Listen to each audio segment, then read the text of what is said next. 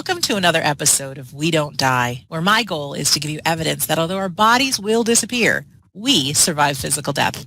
I'm your host, Sandra Champlain, author of the book called We Don't Die, A Skeptic's Discovery of Life After Death. I have a question for you. Have you ever heard of something called telekinesis? I'd heard the term, but really didn't know what it was. Well, basically, it's how our minds impact the physical world. Our guest today is Sean McNamara, and he has an incredible story that all started with his fear of dying. So let me tell you a little bit about my new friend, Sean. He teaches and practices meditation in Denver, Colorado, and makes his living as a realtor. In 2014, after a shared death experience, SDE, and a series of out-of-body experiences, he became more confident than ever in the idea that we don't die when our physical bodies do. Struggling to share his knowledge with others, he decided to explore telekinesis to show that we are non-physical beings. He has a very cool video on his website, mindpossible.com, and free telekinesis training to help all of us on our individual paths of consciousness exploration. With all that being said, Sean McNamara, welcome to We Don't Die Radio. Oh, thank you, Sandra. I'm so happy to be talking to you today. I'm happy to be talking to you too. When you sent me your video, I was just so engaged, and you just left me so in awe, like, oh my God, that's possible. So I'm excited. So how's things in Denver this morning? Denver's great. It's a warm day. Who knows what it'll be tomorrow? The weather's just crazy right now, going from hot to cold. Oh yeah, it is crazy. And for our listener, we are recording this actually early April in 2016, and in the morning, obviously, and I'm in Massachusetts, and Sean's in Colorado. So through the magic of technology, we get to connect right now. Yeah, I feel so blessed about the technology. I mean, the reason why I wanted to meet with you and talk to you and how I knew about you was because of watching your video, We Don't Die. And it was so illuminating because you explored things like electronic voice phenomena and dowsing, and you talked about mediumship and connecting with spirit in various ways. And that really inspired me. And I think without technology or the internet, none of this would be possible. But we're all learning so much so quickly because of it. We're all sharing so much from different perspectives and different cultures and different abilities that people have. It's just a blessing. Yeah, it's fun. It really is. Yeah. It is fun. So how about a little bit about you? I mean, where you grew up in, are you a Colorado person originally? No, I have a unique background. I was born in Toledo, but my dad worked for an insurance company that was international. So we were transferred a lot growing up. I spent most of my youth in the Philippines. I was in Hong Kong for a couple of years, Brazil for a couple of years, and then I moved to Denver my senior year of high school, which is probably the worst time a guy could move to a new school. Yeah, of course. Senior year. And during those growing up years, we traveled to different countries. We visited various parts of Europe and Asia. So I was exposed to a lot of different cultures and religions that way. Which is a good thing for a kid. Really good thing. And then I know you have your day job in being a realtor, but can you share a little bit about what got you into what you're doing now? Because I think maybe I've heard of a shared death experience, SDE, but normally we're talking about NDEs, near-death experiences, and I'm like, this sounds like a very interesting story. Sure. And to tell it right, I have to just go back to when I was 7 years old, I had an emergency appendectomy, and it was a couple of days of extreme pain as a boy, not knowing what was going on, and of course, I was rushed to the hospital and had my appendix taken out. But that was the first time I even thought about the notion of death, with any real consideration that, well, what is death and what is pain, extreme pain, and that one can lead to the other. And I think I developed a really deep-seated about future pain or future death, just knowing that I'd come so close. And then in my teen years, I had come across a book about out-of-body experiences. Wow. And I tried to do some of those practices. I got maybe a couple books. I never had too much, I didn't have any success with it. I didn't have any kind of contemplative practice. So I didn't know how to be with my body or how to be with my mind. And so at the end of that time, it was really just me laying in bed at night, listening to Pink Floyd's Learning to Fly. And right, trying to fly, yeah. Yeah, just hearing the inspiring chills of that song and other songs like it, and feeling strange and certainly nice sensations in bed, but nothing more happened than that. And then as I got older in high school and college, I developed a lump in my chest. I didn't know what it was, but, as it is for everyone, you go to the doctor and then there's a biopsy and there's that period of time where you're waiting for the results.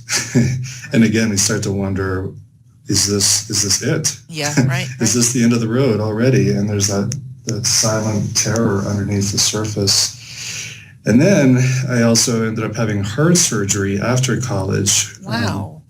I had a Wolff-Parkinson-White syndrome, which really it's an issue with the nervous system in the heart, and they had to go in and cauterize a nerve ending in my heart.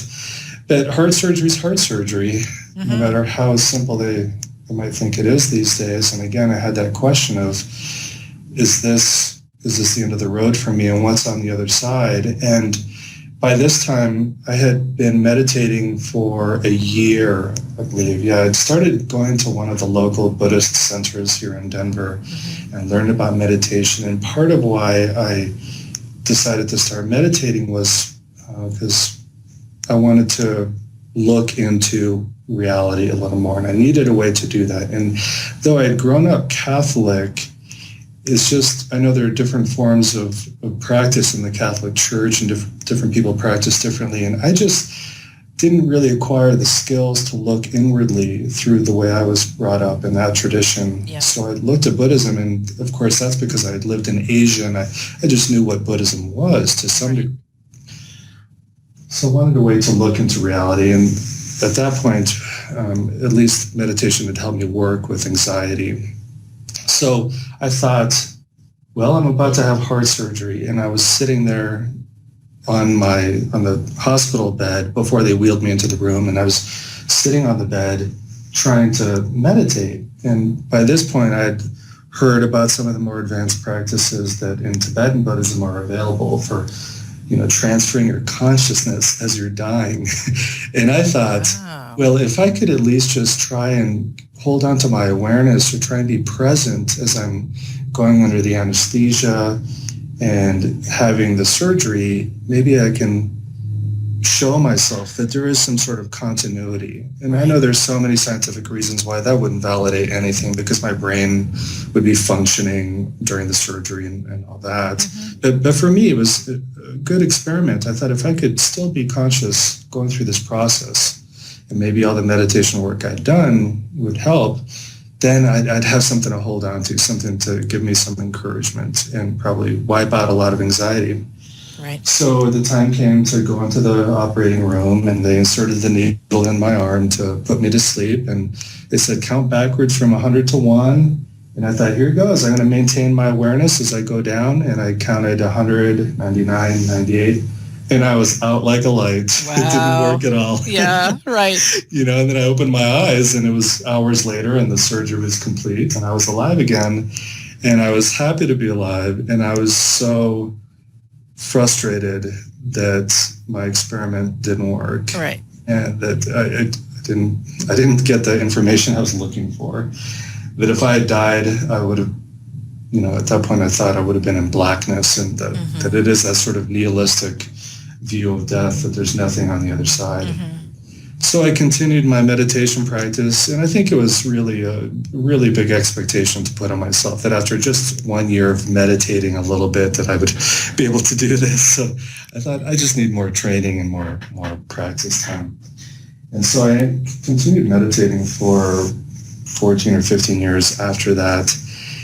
And all I really got to was that meditation at that point was great for being with the anxiety, great for being with not knowing what happens next. Mm-hmm. You know, that's a lot of what the mindfulness movement is about being in the present, not worrying about what's happening next. Yes. But I'm a stubborn guy, and that just wasn't good enough for me. Okay.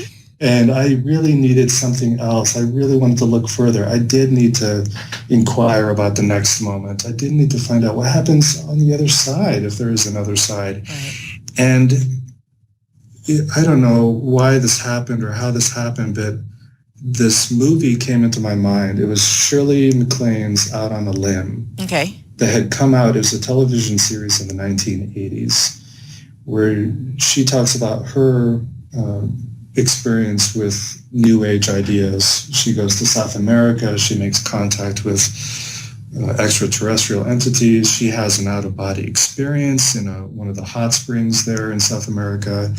She meets with a medium. And actually, as I'm describing her video, it reminds me of your video, We Don't Die. You know, you're both explorers and having similar experiences. And I just found this video on the internet. And at that scene of watching her float out of her body in the hot spring, just with some basic meditation instructions that her companion had given her, re-inspired me. And I thought, look, I've been meditating for a few more years. I know how to be with myself more than I did when I was a teenager. Why not see if I could do the out-of-body experience again? Yes. And when I was a teenager, I didn't really know of or use the internet. I'm sure it existed, but it just wasn't in my reality yet. But now I had the internet, and I found books that were much better written than when I was a kid. And they had a lot more research behind them and were just easier to read. So I started reading everything I could get my hands on and found some techniques that I wanted to focus on. And so in the fall or winter of 2013, I started training seriously. I thought, I'm going to go for it. I'm going to make this exploration. And, you know, I took a break from my normal meditation practice because I just wanted to dedicate my time to this. And then a few months after that, it was in January of 2014, I had my first out-of-body experience. And then I had a couple more.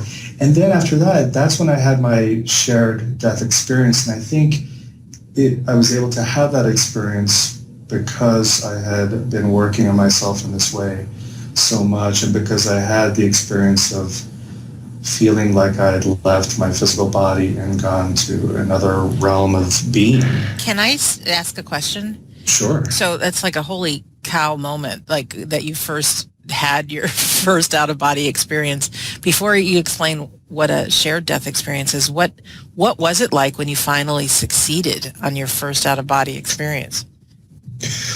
The first one was really funny, and I don't think I've had another one like it since, but what happened was I was in I'll call it my training area, because they suggest that you don't do the practices in your own bed because we're conditioned to just fall asleep in Right. bed. So the training I was doing was called the interrupted sleep method, where you get up in the middle of the night after a few sleep cycles or REM cycles. And I was laying on my couch in my living room, which was not my training area. Right. And doing the techniques of setting my intention to move beyond my body. And then I let myself drift back to sleep so that my body would fall asleep and something would alter in my consciousness, and my consciousness got close to that borderline of sleep, and then suddenly the classical vibrational state started occurring. And a lot of people hear about this with their out-of-body experience, although it's not required to have the experience. It's just one of those signposts that many people experience. And this is a feeling of waves or vibrations moving up and down in the body. And it's not a physical thing. It's just an energetic feeling that happens. And for some people, it's mild. For some people, for me, it was like being in the ocean, swimming in some pretty big waves where you get tossed under the wave and you hear the rumble of the ocean when it's like that, but through your whole body. So that started occurring. And I knew what to do next. I needed to point my attention across the room. I actually pointed my attention towards the doorway as a way of sort of making my awareness or my intention act like a magnet to draw out my consciousness from the body. But what happened then was, instead of the graceful flying experience that I was expecting, I ended up sort of slumping out of my upper body down onto the floor. And the feeling I had was like I was a giant worm sort of squirming out of my torso down onto the ground. And I had a vague perception of the room, but my legs were still attached to my physical legs, if that makes sense. My physical lower body was still connected, but the rest of me was just like this glob of consciousness stretching down. It was almost like I had to work my way away from my body, like there was a force keeping me close to the body. I had to kind of fight it and squirm away. But it was so clear, and I was so conscious. It wasn't a dreamlike awareness. It wasn't hazy. It was crystal clear. It was like you and me talking right now, that level of consciousness. And my head and my shoulders and my upper body didn't have the normal shape that my body does, that we were there on the carpet a few feet away from the couch, and then the rest of me was still stuck at the waist and below. It's wild. And it was a few moments, but then I got excited, and excitement is sort of a force that the emotion of it kind of ends the experience. So I reconnected. I was in the body again. I opened my eyes in the next moment, and it was the only difference in awareness was that in one moment my physical eyes were closed, and then they were open. That was it. Consciousness there was no break in between, but I knew I did it. I did it. And I was so happy and so excited, because this was what I was looking for when I had my heart surgery, when I did that experiment, going into the blacked out state. Have you had cool experiences of flying and all that?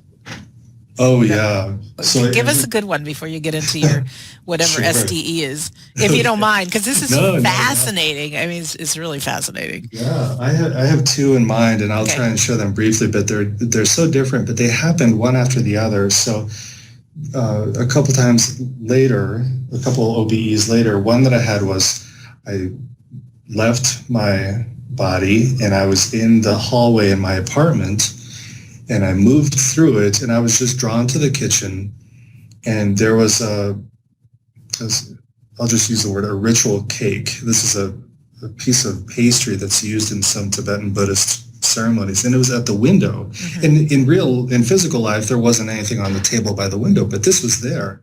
It was like an invitation to me, and a lot of OBE explorers say that what we experience in the out-of-body state is not entirely objective. There's a lot of subjectivity there. A lot of my own inner mind or past experience shows up. Okay. So this little cake was there by the window, and I don't know why, but I just took it as a sign. So I just dove out my window, and suddenly I was flying up above in the sky, and what was outside of my apartment in that experience was not what's there physically anymore. I found myself flying through the night sky, and there was a forest underneath me, and the feeling was so exhilarating. Years before, I had had a lucid dream, and I had flown in that dream, and the feeling was probably quite similar, if not the same. The sense of exhilaration and bliss and joy from the feeling state. And I wonder if that flying is representative of more that sense of freedom and happiness, or if they're just two different things, but they happen together at the same time. But I felt so happy and blissful, and I looked down and I saw houses, and there was a cul-de-sac, and there was a rose garden in the middle of the cul-de-sac. And I remember looking down, and my vision could zoom in on these flowers, and the color of red was so deep and vibrant, and the whole scene was so alive. And remember the silver clouds in the night sky and the moonlight pervading. And then I started to feel a loss of energy, and I sank down toward the ground. It was almost like a glider landing after a flight. And I landed at the ground level of my apartment building and started walking up the back stairs. And even before I could come up the stairs, I my consciousness just transferred back into my body, and I opened my eyes in that next moment, and I knew it had happened again, and it was just so glorious. But so up to this point, I hadn't seen anybody else. I hadn't seen any other entities, but the one that happened after this really brought me into a more, well, it just opened my eyes even more, and I'll describe it here, that I left my body, and instead of being in my apartment, I was present in this park-like setting, and I was on a path, like a sidewalk. Mm-hmm. And I started walking along this path, and to my right, there was this hillside, a very shallow, a very gentle hillside, and I saw scores of children and teenagers just sitting there, and they were all stunned. Their faces were faces of shock or being stunned or dumbfounded. Nobody was saying anything. It was as if they were all lost. They didn't know where they were, mm-hmm. but they couldn't communicate. So many young people just sitting there. And again, same level of consciousness as you and I are having now. I was awake in this place. And I walked further down just looking at these children, and then I looked to my left, and there were these they're really quite large, shallow swimming pools, for lack of a better word. Mm-hmm. And in these pools, there were some of these children standing there, and there were some slightly older people, like young adults, who were taking care of them in a way. They were bathing them or dunking them in the water. It's as if there was some meaning to being in the water, like it was a transitional activity, or it was I wouldn't say a blessing, but it was like it was a healing modality of some type, or something to help them be introduced into this environment. And this experience went on, but this was the core of it. And then I returned to my physical body, and I realized, I think that I was in a transitional place for people who had died suddenly, especially young people. And I just had this knowing, these people, these children and teenagers had just died instantly, and they were shocked. And here was a transition place for the other side. And I don't know if this place that I was in was an objective reality, but it could have been a place, and this was how my mind was translating what I was experiencing. Mm-hmm. There were beings here who were in shock, and there were other beings who were helping them. And there was an energetic process represented by water that they were using to help them move into this after death, or, after transition point. And that really, really touched me deeply.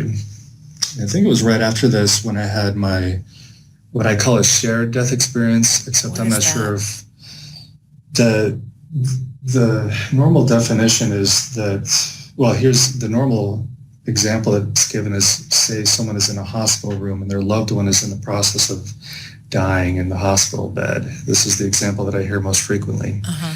And as the person is dying, someone from the other side, maybe a family member who's deceased, shows up in the room. And normally we hear about people in their hospital beds talking to nobody because they're having visions, or they're experiencing the spirits of the people who crossed over. But no one else in the room can see that. And they just think, well, they're losing it at this stage. Exactly. But there are cases, so many cases now of people in the room who are healthy and not dying, who also see that person in the room. So that's one level of the shared death experience. Another one is, as the person who is transitioning, as they're moving into the other side, and let's just use the word heaven, maybe they're transitioning toward heaven or heavenly realm, that the person who's in the room with them, who's not dying, has an experience of leaving their own body, or their consciousness transfers over into this heavenly place with their loved one who's dying. So they're both on the other side together. It's as if, I think of a parent who walks, mother who walks her child to school, all the way to the front door of the school. I think of that's what's happening here, that the person who's alive and supporting their loved one who's dying, that somehow they share that experience of going all the way to the edge, to the other side. Raymond Moody has a book on that, and looking on my bookshelf to see if I can see what the name of it is, but I will certainly find it and connect it to this if somebody's interested in that shared death experience, because there's a lot of reports of that, and it's really beautiful and really comforting. And I remember the interview you did with Penny Sartori. Yes. Yeah, I think she touches on the shared death experience as well as the other things she talks about. She was the hospice nurse who was with so many people as they passed, and talk about beautiful stories. Yeah, that was a great interview. Yeah, that was amazing. Anyways, back to your SDE, which is not typical, you say, right? Yeah, so what happens, the reason I would say mine isn't typical is because these all happened at the same time that the person is dying. And I don't know how many times something like that happens later, sometime after the person has died. But what happened for me was my college psychology professor, who was also a Jesuit priest, his name is Charlie, I got the news that he died of I believe it was a brain hemorrhage. He died in his sleep. And I went to his memorial service a few days later. And about a week after that, and at this point, I had the confidence that he had continued on because of my earlier OBE. But about a week after that, I had the strangest experience, and it just started like an out-of-body experience with the feeling of the vibrations in the middle of the night, the sensation of me being lifted from my body and flying through darkness. And then suddenly, I find myself in a theater-like setting, where there's like musicals or acting or things like that. I'm in this really large theater, and there was a sense that I was not really me, that I was having someone else's experience, and there were other people sitting in the chairs watching the stage. And on the stage, people were coming on from the sides, and they had different costumes on or different clothing, and they were just exclaiming what they had done in their life and exclaiming what they had accomplished, or proclaiming, I should say, proclaiming. And there's a sense of joy, and they would just sort of say something to represent who they had been, and then they would walk off stage.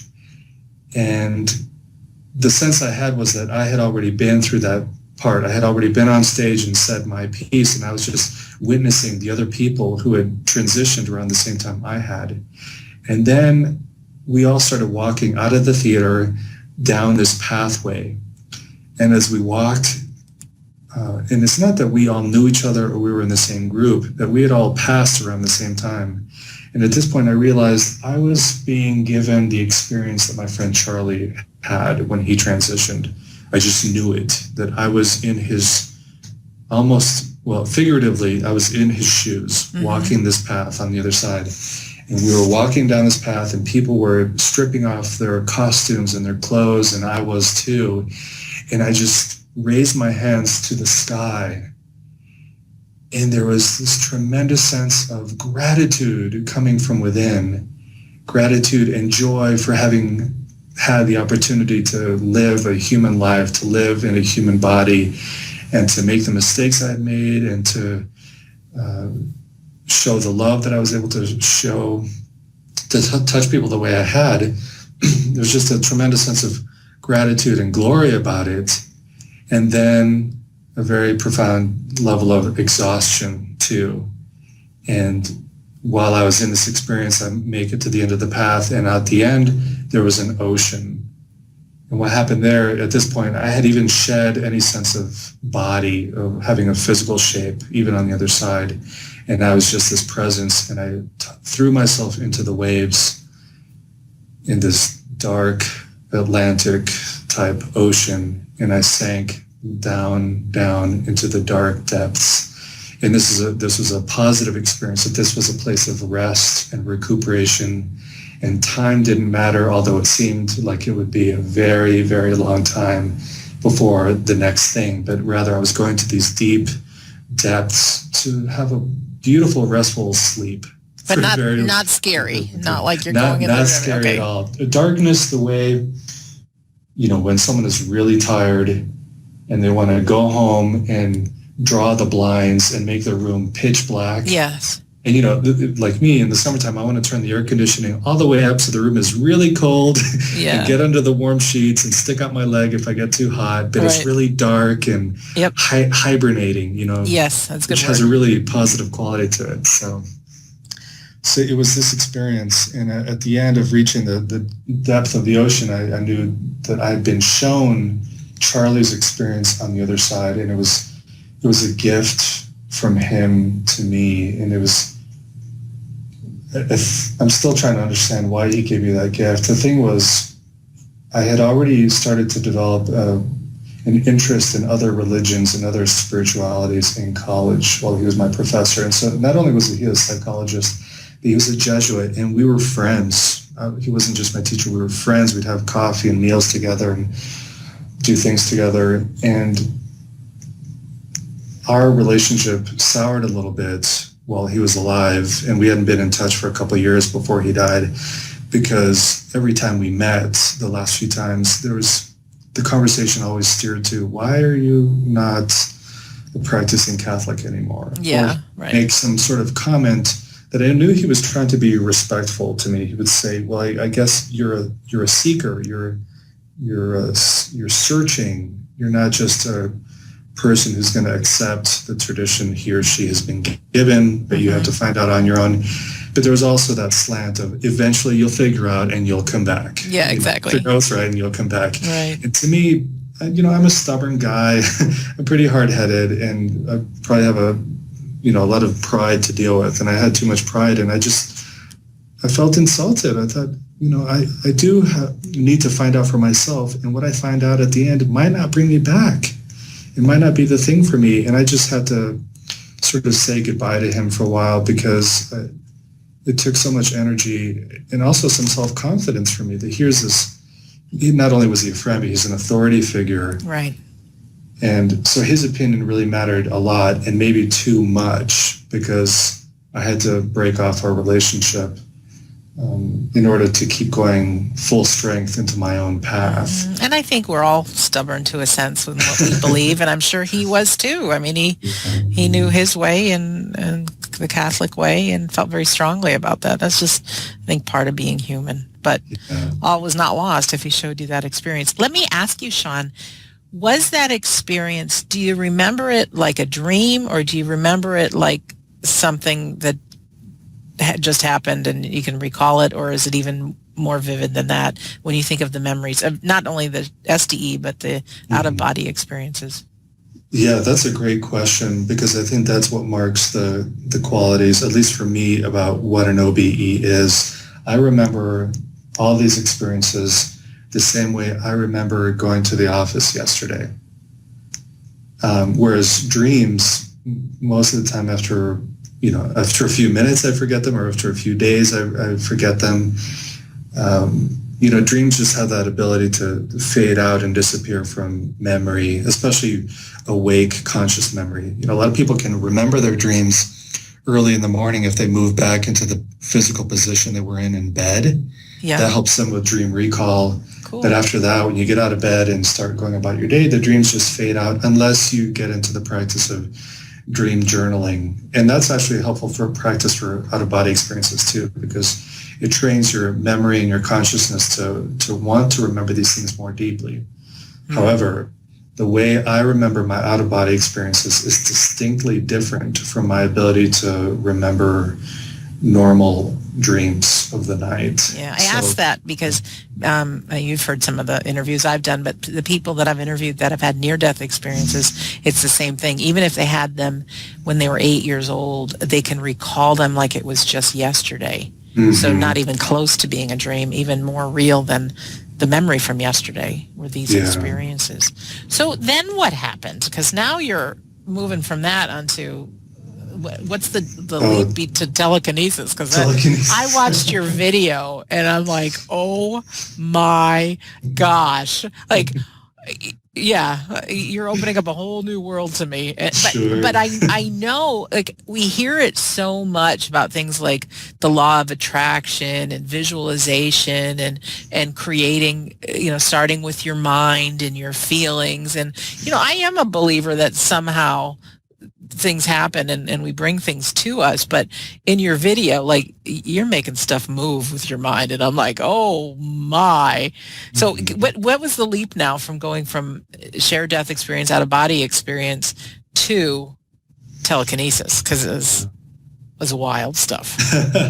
Well, the first leap, and this is probably the most important leap for me for my own journey, was the experience of self-empowerment that I got from being able to experience the non-physical realms, to first figure out that we don't die, that we do continue, and that there's so much more to the story of reality than any one tradition can capture or hold. Right. So I suddenly gained this newfound freedom to explore more, because until then, I was a really serious student of the tradition I was practicing in, this Buddhist tradition, but I also felt held in or boxed in, and every tradition tends to say, well, these kinds of experiences are okay, and these others, they're really just distractions, or they're not real, or they'll take you off the path. But at this point, I knew, wow, there is eternity, there's so much more time and more to the story than I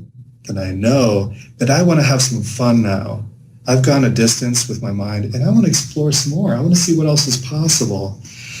So that was the first thing, is feeling free to find out for myself even more, and not feeling boxed in by anybody else's or any other traditions, rules or warnings or fear language, things like that. I just wanted to go further. Yes. The other driver that pushed me on was that I found out really quickly that when you tell someone that you've left your body, the chances are 80% that they're not going to know what to say to you. 80? I think it's higher than that. Yeah, I just look at you stunned, like, okay. Yeah.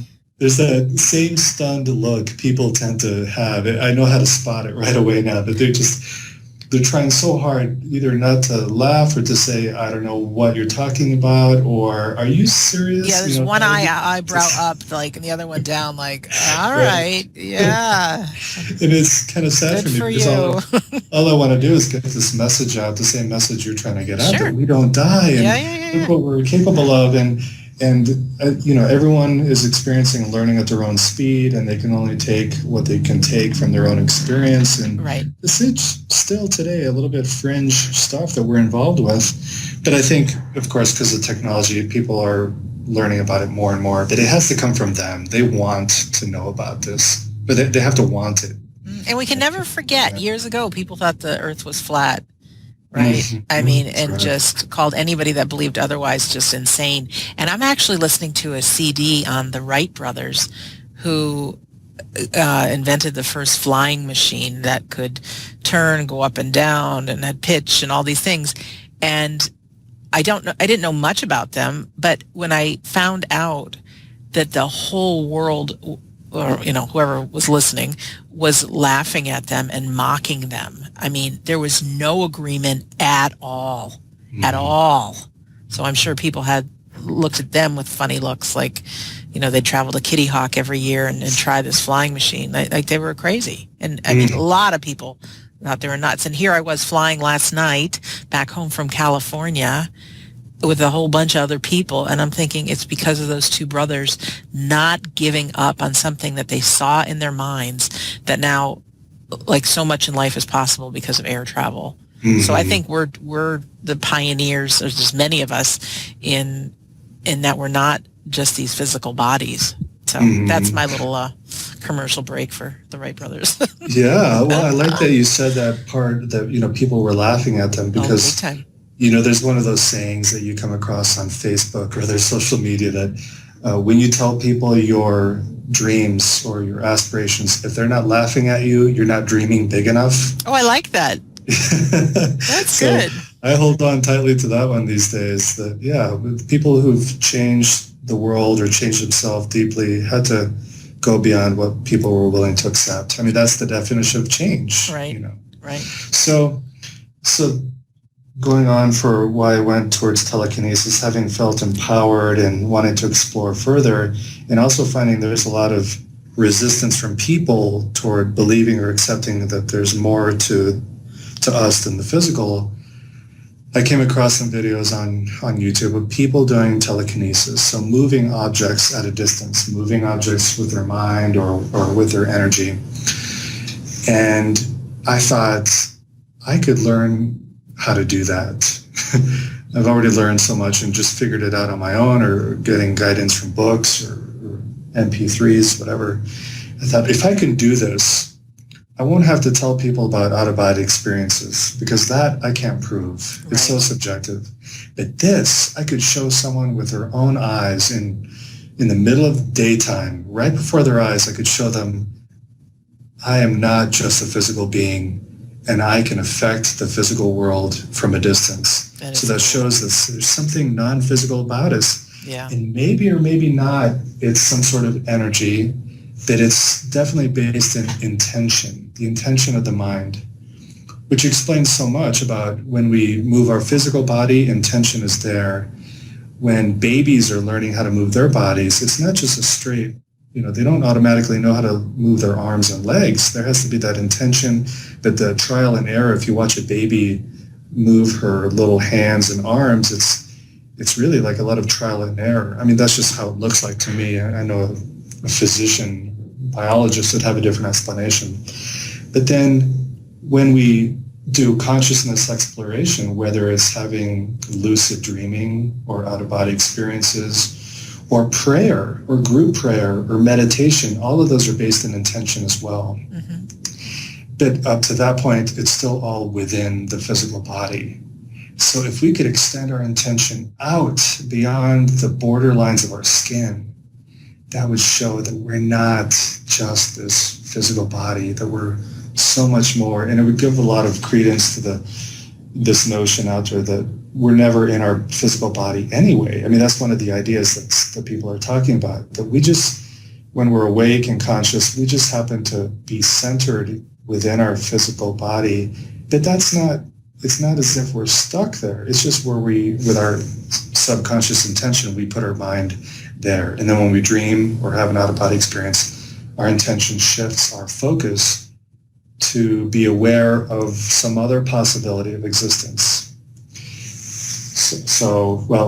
This is getting too confusing. Well, it's funny. I was just, when I was talking about, one eyebrow going up, I just did that like, what? We are never in a physical body anyways. Like, what the heck is he talking about? Yeah. And then, but it's funny because that's usually any of us explorers, it's like you start with that and then you want to listen for more, like, okay.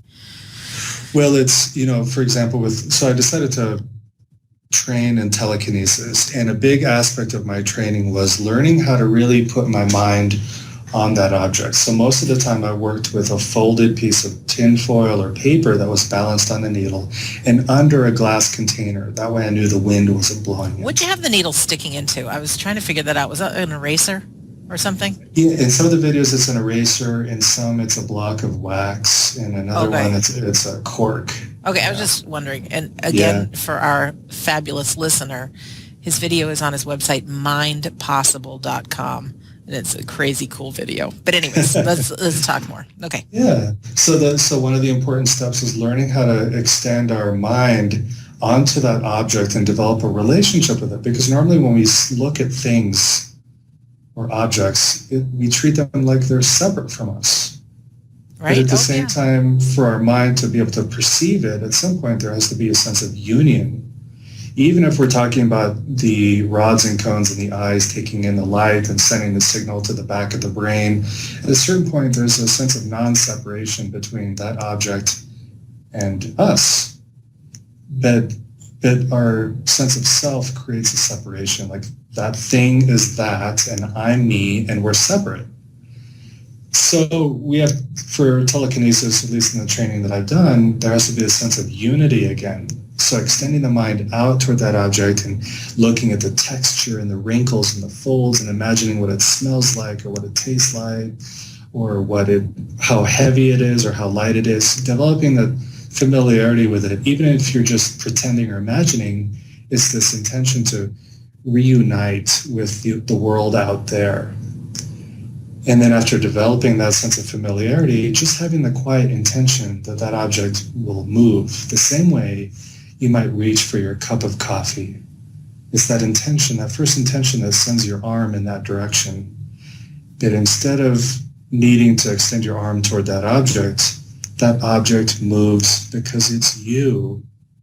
It moves the same way you would move your hand because intention is that force.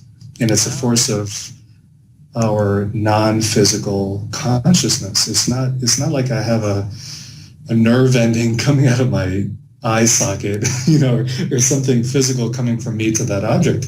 It's this invisible, non-physical intention.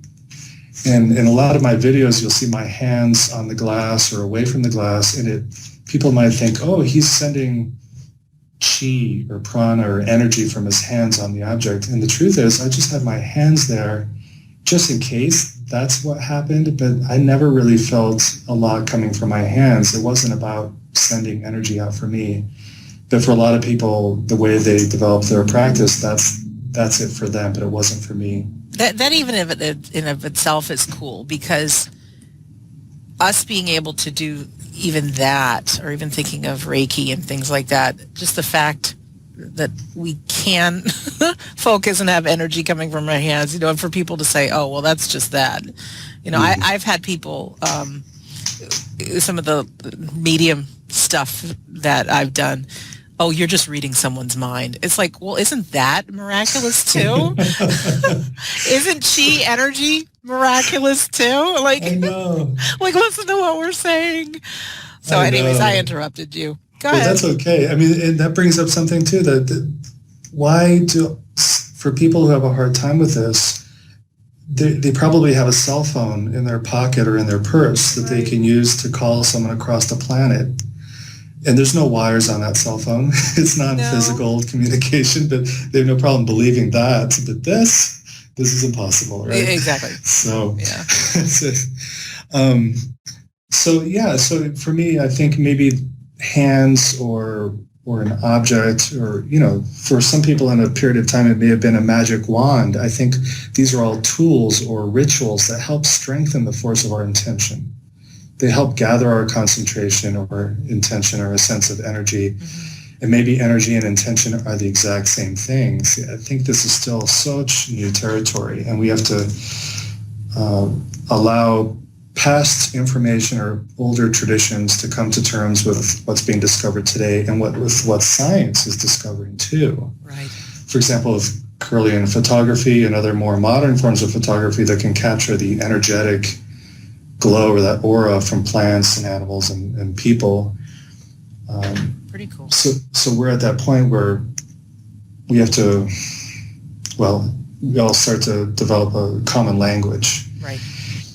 So I thought, if I could put this on video or show people face to face, that they can just use their intention, and that means that their mind is not only inside the body, but it's outside the body.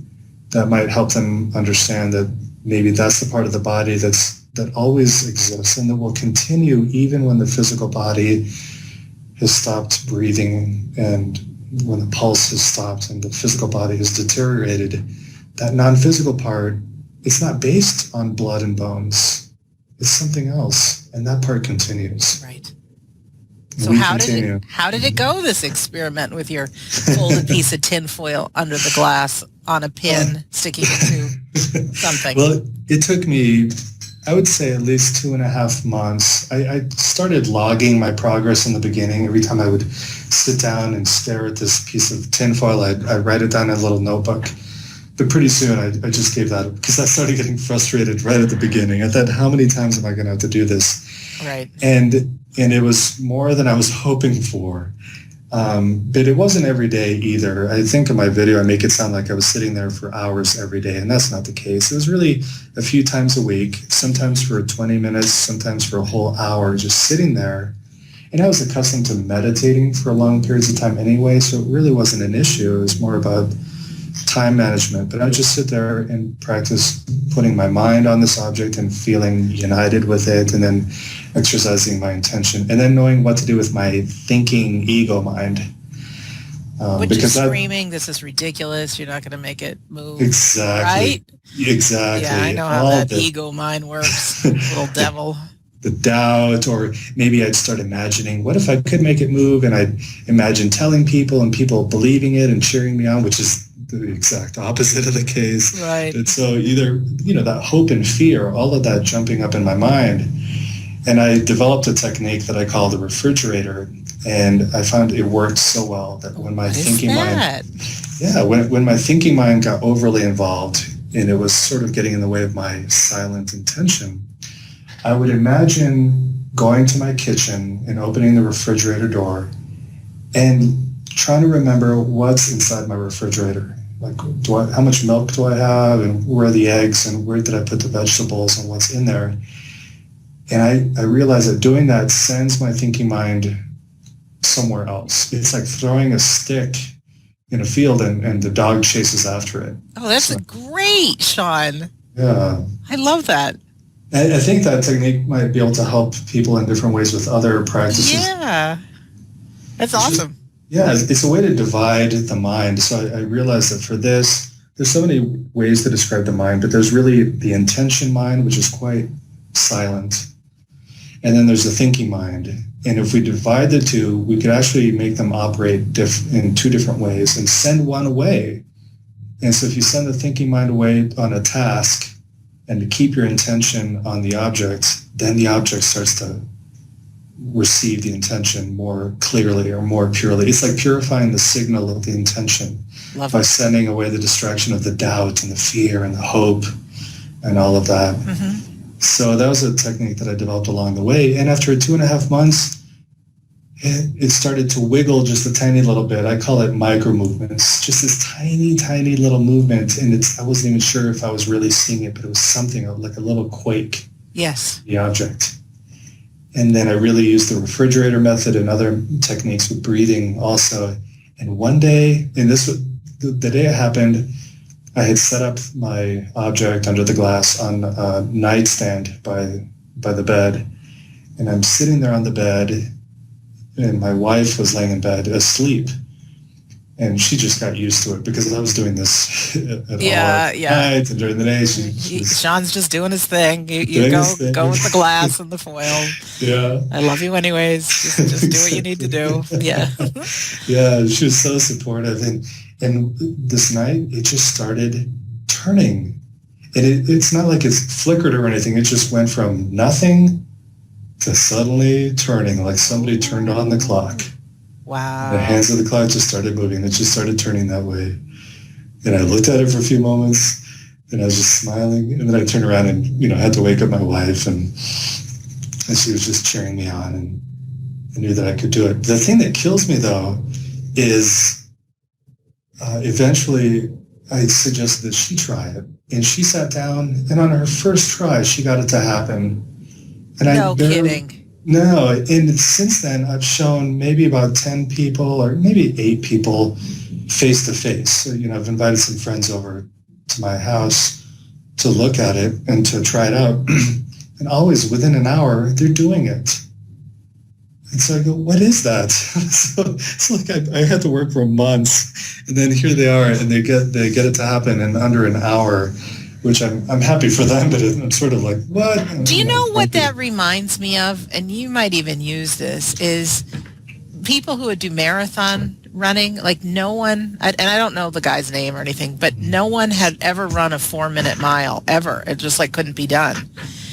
And then at one time, somebody did it. They ran a 4-minute mile. Mm-hmm. And all of a sudden, everybody was able to do it and even run faster. So by you letting people know that it's possible, it was like, oh, okay, it's possible. And they just went ahead and did it. But had you asked them to do it the first time and you hadn't even had done it, I bet you they couldn't do it. You know what I mean? But you gave their subconscious mind the go ahead, oh, this is possible. So okay, well, if it's possible, I'll just do it. So that's what's coming to mind there for me. Yeah, I love that example. I heard that a long time ago at excuse me, at a sales training meeting. I should use that for sales training. But yeah, that idea that when you watch someone accomplish something that everyone thought was impossible, suddenly other people are even breaking that record. Right. So that's so great. Kudos to you. So without you doing what you do, they couldn't show off and do better. Yeah. Well, and I think the important thing there is it shows the power of belief systems. Right. That a belief system in a way it's a box of intention that sets the limit of your ability. So if you believe it's impossible, it is impossible for you. Right. And I think that, it's not just about telekinesis now. It's about if you think you can't lucid dream, you won't. If you think you can't leave your body, you can't. If you think you can't meditate, I hear that all the time with my meditation students. When I they just first can't do it. I can't do it. No, it's too hard. My mind doesn't do that. It's too hard. Yeah. And that is maybe one of the most difficult obstacles to work on when helping someone who wants to learn but they inherently believe that they can't. Right. There has to be a leap of faith. And these days, leaps of faith are hard to come by because modern society functions on, well, I'm going to buy a product, and if I don't like it, there's a warranty or there's a return policy. That's just how we think a lot of the time. But with consciousness exploration, there's no return policy. There's no guarantee. There's no promise. It's just about how daring or what people are willing to risk to give it a shot, go for it. And if some little voice inside a person says, I think this is really true, then they have to nurture that voice and go for it and just experiment for as long as it takes. Sean, do you think that your quality of life is different because you've witnessed, I call these the miraculous, like you've really witnessed out-of-body experiences, you've witnessed shared death experience, you've witnessed now moving the piece of tinfoil. Like, what does it make available in your life going forward as a human? Mm-hmm. Well, of course, the fear of death is gone. Yay! That's good. And not that I'm looking forward to it. No, who is? No. And we don't want pain, certainly. Yeah. No. But I just feel a lot more relaxed, and I think I'd say happy in an overall sense. I'm happier, but I also feel a greater sense of responsibility toward my own life and other people now, because even though previously with my Buddhist training I'd learned about karma and things like that, I knew it was important to be responsible for how I treated people and how I treated myself. Now I really have evidence to show that it's so important because we do continue. And how I experience myself on the other side is really heavily affected by my state of mind during my waking life. That any anger or bitterness that I harbor now, I know it's going to affect me later, and it's going to affect me in my dreams and my out-of-body state, and it'll most definitely affect my experience when I finally shed this physical body. So, by no means, I'll just say I have so much work to do personally, and so when I get angry at someone, or if I have expectations, or I'm assuming the worst about a person, I have to remind myself that I'm probably wrong, and that I need to guard my negativity, because it really does make a big difference. So I'm happy, but I feel such a deeper sense of responsibility. But at the same time, that makes me even happier because I have more a sense of meaning for my life, that I'm not just here I wasn't born accidentally. I'm not here for a paycheck. Right. I'm here to learn how to love more, learn to love myself and love other people and forgive, or how to ask for forgiveness and develop, humility, but a healthy sense of humility, and to take chances. That at the same time, so much of life remains the same. I wish I could use telekinesis for work or to do, but all the same challenges apply with making a living or right. being in a relationship or dealing with traffic every day. None of that changes. And I wish it would, but it doesn't. And I guess those are the parts where I get to learn more and learn to love more and be more accepting and be more patient. So it just makes me realize how much life is a great opportunity to learn Yeah. And if anything isn't going right, or if there's pain or depression or dissatisfaction happening, I know it's not going to last, and eternity is a long time, and this physical life is really short. So, True. So it's not going to last either, which helps me with patience just to outlast it. But I have so much personal work to do, but now I have an even bigger reason and bigger faith that I can do it, and that I should do it. And it's great because it comes from me.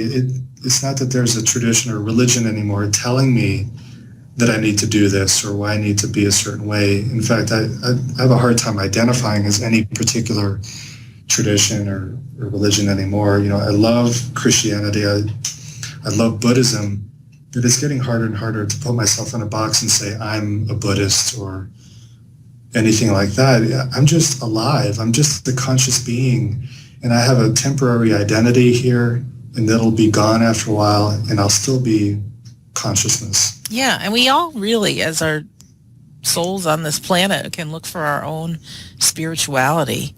Mm-hmm. And I always say, whether you're reading a good book, whether you're listening to this show, whether you're going to some seminar, whether you're going into your church, take what works for you and resonates with you and use it. Mm-hmm. Nobody's forcing you to use all the other stuff, but if something empowers you, that's the thing to use. Mm-hmm. So, Sean, our time's going by real fast here, and I don't want it to end, but I've got a couple of things to say, and then I want to find out more about how people can find out about you. And like, you have telekinesis training, which I'm like, oh, that is so cool. And it's free, right? Oh, yeah, absolutely. Yeah. Oh, that's your cell phone saying your time's up. Yeah, so if people go to my website, mindpossible.com, there's a link there where there are 14 tracks that you can listen to, and you can do it all in one evening. And then if you watch the videos on that website too, I think just by seeing it over and over again, it starts to break a person's own belief system and helps them believe that this is possible. And so they can learn for free. And, my only goal with this is to empower people or make it a place for people to play and explore and help them realize that we don't die. Oh, I love it. Continues, yeah. Yeah, one thing I wrote down while you were talking is I had interviewed a medium. Her name is Suzanne Wilson a few episodes ago.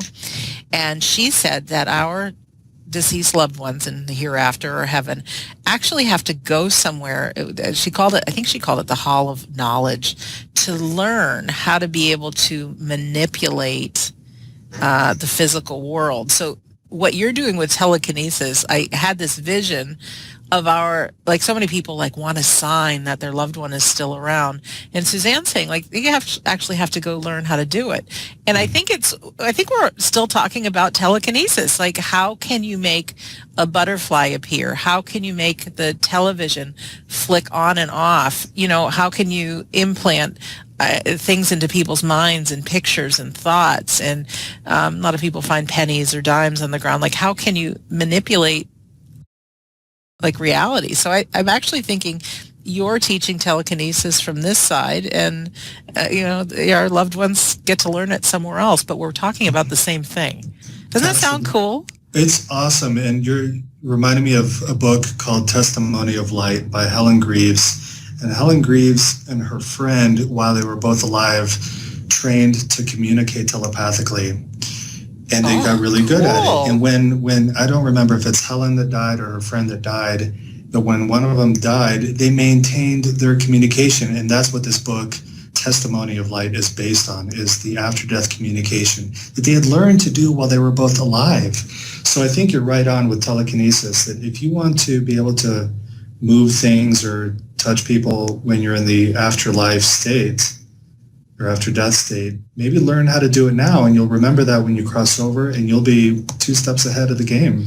Oh, it's so cool. And as a gift to our listeners, in my book called We Don't Die, I talk about what's called remote viewing. And it is a practice similar but different, but that you can actually learn to see what's on the coffee table of your friend who's in Australia when you're in the United States. It's really, really a cool practice to learn, and even some of these communications between people, it's all connected. So I give some tools how to do that. And of course, Sean gives some tools at his website. But if you go to WeDon'tDieRadio.com, I have a little button, a little place that says join our Insiders Club. Well, what that means is if you click on that, I will give you a free PDF file of my book. And I don't remember what page it's on. You just type in remote viewing to search and just start reading some of that, because it talks about the power of prayer. It talks about just how our minds can really impact things and pick up things. So I think it's all in the same realm. It's just, this is just a little bit different about actually sending it out and making things happen. Sean, you're the best. Thank you so much. Thank you so much. I'm so happy we did this. I have so much gratitude to you. Yeah. Any closing words or anything you need to say that you forgot to say or I didn't ask you, and oh my gosh, is there still time to say? And if not, that's fine too. Oh, I guess I would just encourage people to go for it. Just go for it. Set yourself free and explore in whatever way suits you. But it's all possible. You just have to believe that you can do it, and you can if you just put in the time. In whatever realm it is, you can do it. Yeah. Oh, that's so beautiful. Oh, I'm happy. So also for our listener, if you go to WeDon'tDieRadio.com and click on episode 91, that's the episode for Sean McNamara. So all the things that he talked about, his website, and even some of the other people that we've spoken about, you can just click on the links and it'll send you right there. So you can watch his video, and I will have, by the time I air this, find out Helen Greaves and all that stuff. So we have a link for all of that. So in closing, my name is Sandra Champlain. I've been your host on We Don't Die Radio. I do believe that life is an education for the soul, and that your life here on earth is important. And I went to Sean's YouTube page and I found a quote that he has that is awesome. And it is, "We are capable of so much more than we believe. Overcome your self-doubt. Set your intention and hold steady. Reality reveals itself to those who dare to look." So again, thank you for listening, and we'll see you soon.